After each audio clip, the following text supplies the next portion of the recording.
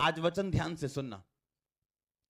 Pentecost का त्योहार उसे बोलते थे जब गेहूं पक जाती थी और कटनी होती थी, तब वो लोग पेंटिकोस्ट का त्योहार मनाते थे। और जब पतरस और 120 लोग प्रार्थना कर रहे थे, उस दिन कौन सा दिन था? पेंटिकोस्ट का दिन। जब पतरस और उसके जो साथी थे प्रार्थना कर रहे थे, तो बाइबल में लिखा आसमान से आग की सी फटती हुई जीभें हर एक जन पे उतर आईं और वो गैर भाषा बोलने लगे। सुनो, क्यों परमेश्वर ने पेंटिकोस्ट का दिन चुना उन लोगों के ऊपर वो आग बरसाने के लिए? क्योंकि जो आज्ञाएं प्रभु यीशु मसीह ने दी थी, वो आग इस बात का सबूत थी कि ये भी आज्ञाएं जिस तरह मूसा की परमेश्वर की ओर से थी, ये आज्ञाएं भी जो यीशु मसीह ने दी हैं, ये भी परमेश्वर की ओर से हैं। और पेंटिकोस्ट के दिन परमेश्वर ने एक चीज को चेंज कर दिया। पहले लोग गेहूं की कटनी का पर्व मनाते थे, अब यीशु मसीह ने कहा अब पर्व तो नहीं बदलेगा, मैं त्योहार तो बदलने के लिए नहीं आया हूं, लेकिन अब तुम उसी पेंटिकोस्ट के दिन जब पवित्र आत्मा उतरा, परमेश्वर ने कहा अब तुम कटनी का पर्व मनाओगे। वो कटनी अब आत्मिक होगी, रूहों की होगी, और ये कटनी कभी खत्म नहीं होगी। और आपका आमीन छोटा है।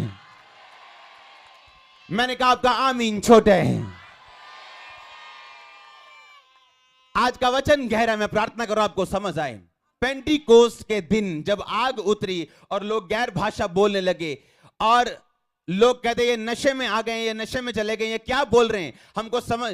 वो लोग जो गैर भाषा बोल रहे थे, अलग अलग देशों की, वो लोकल लोग थे, उनको कुछ नहीं आता था, पर वो गैर भाषाएं बोलने लगे। और जो दूसरे देशों से लोग आए थे वो हैरान हो गए कि ये मेरे देश की भाषा कैसे बोल सकते हैं, ये मेरे मेरे मेरे मिस्र की, ये मेरे इजिप्ट की कोई बोलता है, मेरे यूरोप की कोई बोलता है, ये चाइना की भाषा कैसे बोल सकते हैं।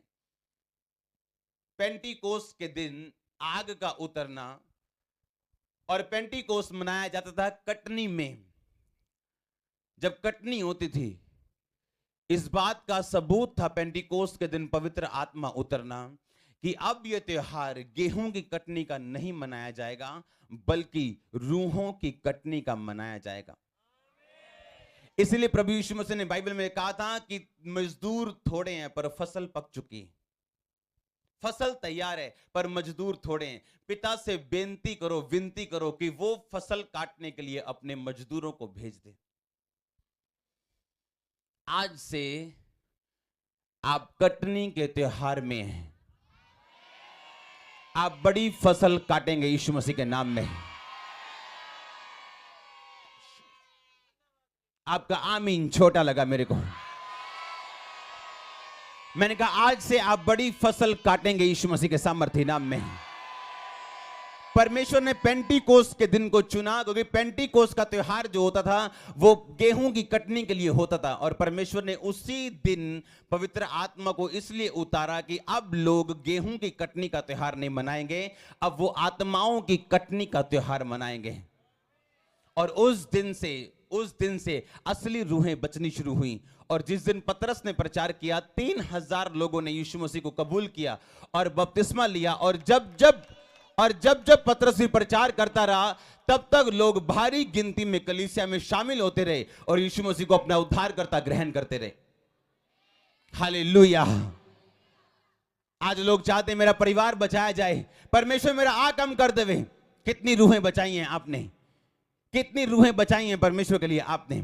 क्या एक हफ्ते में कोई स्पेशल टाइम है आपके घर में, आपके परिवार में, जब आप स्पेशल परमेश्वर का नाम बताने के लिए जाते लोगों के घरों में? एक स्पेशल टाइम एक हफ्ते का, एक हफ्ते में 2 बार या एक हफ्ते में 1 बार, जब आप जा रहे हैं परमेश्वर के नाम को बताने के लिए, परमेश्वर के नाम का प्रचार करने के लिए, लोगों को यीशु मसीह के बारे में बताने के लिए, क्योंकि आपको पता है कि आप पेंटिकोस्ट के त्योहार को मना रहे हो। इसलिए पेंटिकोस्ट कोई मिशन नहीं है, ये एक कमीशन है जो परमेश्वर ने आपको और मुझको दी है। रूहें बचाने का कमीशन, नरक खाली करने का कमीशन। आपका आमीन छोटा है चर्च। हालेलुया। हो सकता है आज परमेश्वर ने इसी संदेश के द्वारा आपसे बात की हो। यदि आप चाहते हैं कि ऐसे ही बाइबल आधारित संदेश आपको हर दिन मिलते रहे, तो अभी इस चैनल को सब्सक्राइब करें और बेल आइकन ज़रूर दबाएं। इस संदेश को अपने परिवार, दोस्तों और उन लोगों तक भी पहुंचाएं जिन्हें आज परमेश्वर के वचन की ज़रूरत है। याद रखिए, परमेश्वर आपसे प्रेम करता है, वह आपको कभी नहीं छोड़ेगा और कभी नहीं त्यागेगा। मिलते हैं अगले वीडियो में परमेश्वर के वचन और जीवन बदल देने वाले वचन के साथ। God bless you. Praise the Lord.